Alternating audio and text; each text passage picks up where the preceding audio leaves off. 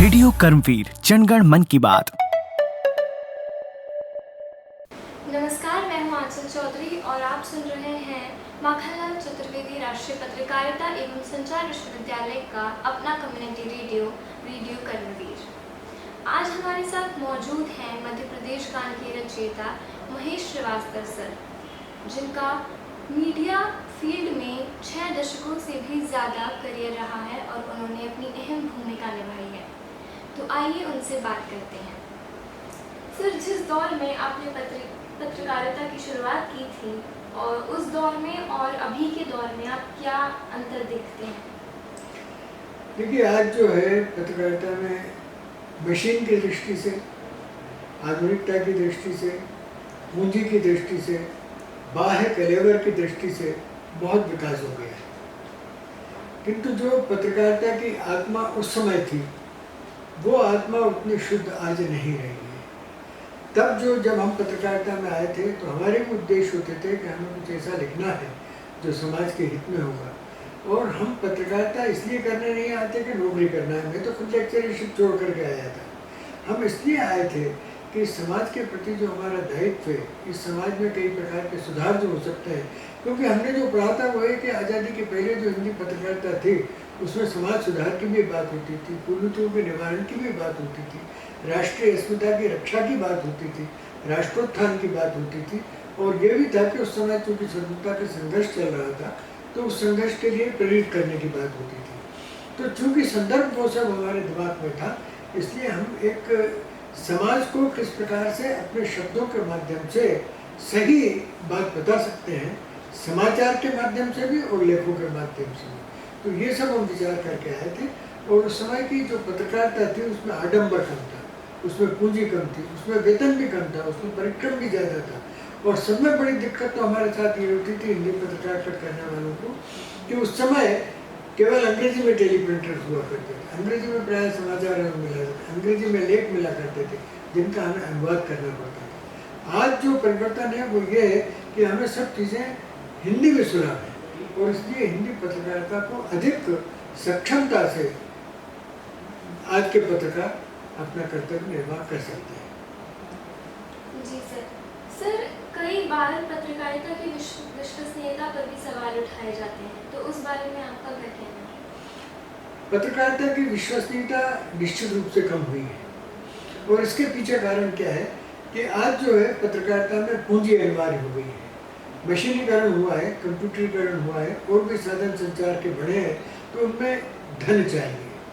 और उस धन की उपलब्धि कहाँ होती है? जो धनवान होता है उसके पास से होता है।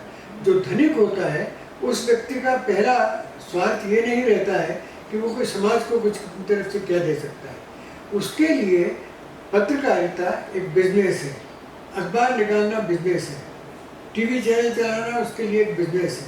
तो जो व्यापारी है वो व्यापार करने के लिए आया है, वो अपना लाभ देखता है और लाभ देखता है धन के संदर्भ में। तो निश्चित रूप से जब धन के संदर्भ में अपने लाभ देखे जाएंगे, विज्ञापनों को समाचार से ज़्यादा महत्व दिया जाएगा, तो कई ऐसे अवसर आते हैं जिनमें कि समाचारों पे कहीं ना कहीं आजकल रोक लगाने का प्रयत्न होता है। और जब सत्यता को आप उद्घाटन नहीं होने देना चाहेंगे तो विश्वास कैसे उत्पन्न होगा? विश्वास की प्रारंभिक शर्त ये है कि आप सत्य को जानें और उस सत्य को लोगों तक बताएं। जब आप लोगों को सत्य बताते हैं तो आप पर विश्वास पैदा होता है। आज मान लीजिए मैंने किसी घटना के बारे में ऐसा वर्णन कर दिया जो घटना कमतर घटी या घटी ही नहीं, लोग जब तक इसको देखेंगे मुझ पर भरोसा उठ जाएगा। तो विश्वसनीयता की कमी का एक मुख्य कारण ये है कि समाचारों की वास्तविकता में, समाचारों के प्रस्तुतिकरण में और समाचारों के किस प्रकार से ग्रहण करके पत्रकार देता है उसमें, इन सब बातों में कहीं ना कहीं क्षय हुआ है और उस क्षय के कारण विश्वसनीयता में कमी आई है। सर, हिंदी पत्रकारिता की भाषा में भी काफ़ी अभी खामियां देखने को मिलती हैं, तो उसको सही करने के लिए क्या प्रयास किए जा सकते हैं? अगर आपको हिंदी पत्रकार बनना है तो सब में पहली आवश्यकता ये है कि आप हिंदी भाषा पे अपना अच्छाधिकार प्राप्त करें। और इसके लिए आप जो अपने स्कूल में, कॉलेज में पढ़ते हैं वो तो ठीक है, वो तो आप पढ़ेंगे ही, मगर इसके अलावा भी हिंदी साहित्य में आजकल बहुत अच्छी अच्छी चीज़ें लिखी जा रही हैं। और जब आप हिंदी साहित्य को पढ़ेंगे, हमारे पौराणिक संदर्भों में भी कई उपन्यास लिखे गए हैं, कई चीज़ें लिखी गई। जब आप उनको पढ़ते हैं तो उससे आपको ये अभ्यास होता है कि किस शब्द की क्या शक्ति होती है, किस शब्द का उपयोग कहाँ पर उपयोग होना चाहिए और कौन सा अधिक सार्थक और अधिक उपयोगी शब्द हो सकता है, किस विशेष परिस्थिति की व्याख्या करने के लिए, कुछ विशेष परिस्थितियों में, विशेष अवसरों या विशेष भावनाओं को प्रकट करने के लिए किन शब्दों का प्रयोग होना चाहिए। जब आप ये सीखते हैं तो आप एक अच्छे भाषाविद बनते हैं, अच्छी भाषा लिख सकते हैं। किंतु आजकल दुर्भाग्य ये हो गया है कि आदमी पढ़ना लिखना बहुत कम चाहता है। जितना पढ़ लिया उसमें ये सोचता है आज का बच्चा कि मैं तो विद्वान हो गया, मेरे को सब मालूम है। और जब ये सोचता है, और किसी पत्रकार तो कोई कभी नहीं सोचना चाहिए, ये गतिशील दुनिया में हर समय घटनाएं बदलती रहती हैं और चूंकि पत्रकार को बदलती हुई घटनाओं के साथ रेस करना पड़ता है, उसके साथ दौड़ना पड़ता है, इसलिए उसमें तो कभी ये सोचना ही नहीं चाहिए किसी पत्रकार को कि मैं सब कुछ मुझे आ गया है। आज हिंदी भाषा का ही अगर देखें तो जो हिंदी भाषा आज बन चुकी है वो इतनी समर्थ और सशक्त बन चुकी है कि किसी भी दूसरी भाषा को बहुत अच्छी तरह से चुनौती दे सकती है। और हिंदी भाषा के साथ सब में बड़ी जो महत्वपूर्ण बात है, उसकी शक्ति है, वो है उसकी माँ संस्कृत। और संस्कृत विश्व की ऐसी भाषा है कि जिनमें विभिन्न प्रकार के व्याकरण के प्रयोग करके, जिनमें विभिन्न प्रकार के अवसरों के लिए, जिनमें विभिन्न प्रकार की भावनाओं के लिए आपको अलग अलग प्रकार के शब्द मिल जाते हैं। और चूंकि वे ही सारे शब्द हिंदी में उतर करके आते हैं, इसलिए वो हिंदी की शक्ति को बढ़ाते हैं। हिंदी ऐसी भाषा है जिसमें आप किसी भी दूसरी भाषा की तुलना में ज़्यादा अच्छी तरह से अपने को प्रस्तुत कर सकते हैं, चाहे घटना हो, चाहे भावना हो, चाहे शब्दों की शक्ति को व्यक्त करना हो, चाहे आप करुणा को प्रकट करना हो, चाहे क्रोध को प्रकट करना, सबके लिए आपको अलग अलग शब्द मिल जाएंगे, क्योंकि ये सब संस्कृत में मौजूद है। और संस्कृत की बेटी हिंदी है, उसको अपने पूर्वजों से या अपनी माँ से ही ये सब शक्ति प्राप्त हुई है। सर, आज के जो युवा पत्रकार हैं उन्हें क्या क्या सावधानियां बरतनी चाहिए? देखिए, सबसे पहले तो हर पत्रकार को ये सोचना चाहिए पत्रकारिता करने से पहले कि मैं आखिर पत्रकार क्यों बनना चाहता हूँ। जैसे आप IAS बनने के लिए परीक्षा देते हैं तो आप ये सोचते हैं कि मुझे एडमिनिस्ट्रेशन करना है, मुझे लोगों पर रुतबा दिलवाना है, मेरी इतनी शान होगी, शौकत होगी, मेरे पास इतने अधिकार होंगे और मेरे को सब लोग पूछेंगे, गाड़ी होगी, बंगला होगा, ये सब होगा। पत्रकार को जब पत्रकार बनना चाहता है तो उसे ये सोचना चाहिए कि मैं पत्रकार क्यों बनना चाहता हूँ।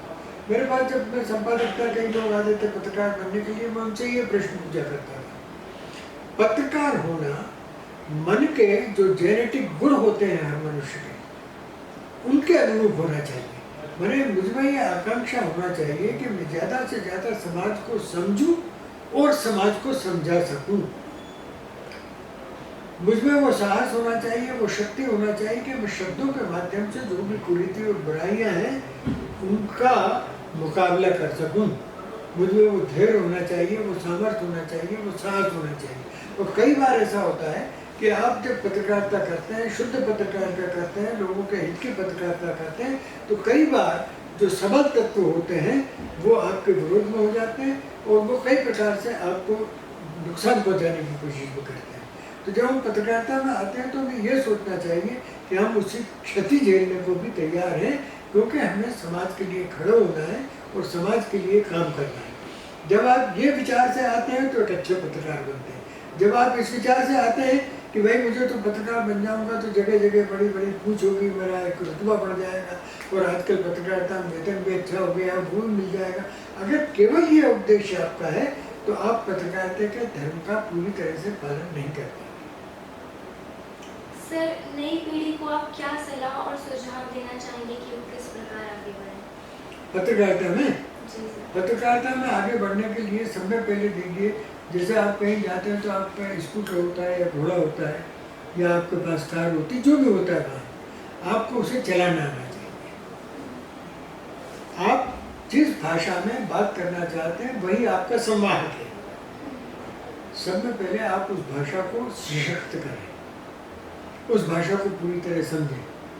यदि आपको गाड़ी चलाना आ गया, स्टीयरिंग तो आप कर लेते हैं, एक्सेलेटर भी दबा देते हैं, मगर ब्रेक लगाना नहीं आया तो आप एक्सीडेंट कर बैठे। यही भाषा के साथ भी। और जिस भाषा में आप बात करना चाहते हैं, जब तक उसको पूरी तरह आप आत्मसात नहीं करेंगे, और ये आत्मसात करना जो है वो अध्ययन के माध्यम से होता है। जिज्ञासा मनुष्य में पूरी तरह होना चाहिए, और ये होना चाहिए, जैसे मैंने आपसे कहा कि हर पत्रकार को ये सोचना चाहिए कि मैं पत्रकार क्यों बनना चाहता हूँ। और इसी प्रकार से उसमें ये भी कहा गया है, ये भी कहा जा सकता है कि आपको ये सोचना चाहिए कि मैं आखिर ये सब क्यों करना चाहता हूँ। बनना और करने में जो करना है वो बाद में शुरू होता है, बनना पहले शुरू होता है। मैं पत्रकार बन गया, मुझे अखबार बन गई, फिर मुझे पत्रकारिता के कर्तव्य को करना है, पत्रकारिता के काम को करना है। उसको मैं कैसे कुशलता से करूँगा ये? तो अभी आपके पास जिसमें आप संवाद करते हैं, जिसमें आप व्यक्त होते हैं, यदि वो भाषा ही आपकी अच्छी नहीं होगी तो आप कैसे कर सकते हैं? तो सर्वप्रथम आपको भाषा सुधारना चाहिए, भाषा के लिए अध्ययन करना चाहिए। कोई कभी सर्वज्ञ नहीं होता है, सर्वज्ञाता कोई नहीं होता है। जीवन भर हम स्टूडेंट बन रहेंगे, अपने अपने क्षेत्र के, साहित्य के और अन्य चीज़ों के। हमें ये सोचना चाहिए कि हम बूढ़े हो गए हैं तो भी हम एक छात्र हैं, जिनको सीखने की दुनिया में बहुत कुछ है। और पत्रकारिता आपको प्रेरणा देती है कि आप निरंतर सीखते रहें, आप निरंतर छात्र बने रहें और आप निरंतर जिज्ञासा से भरे हुए आगे बढ़ते रहें। आपका बहुत बहुत धन्यवाद सर। आज हमें आपसे बहुत कुछ जानने और सीखने को मिला। आप इसी प्रकार हमारा मार्गदर्शन करते रहिएगा। अवश्य। ज़रूर सर, धन्यवाद। ऐसे ही और इंटरव्यूज़ सुनने के लिए जुड़े रहिए रेडियो कर्मवीर के साथ 90.0 FM पर। धन्यवाद।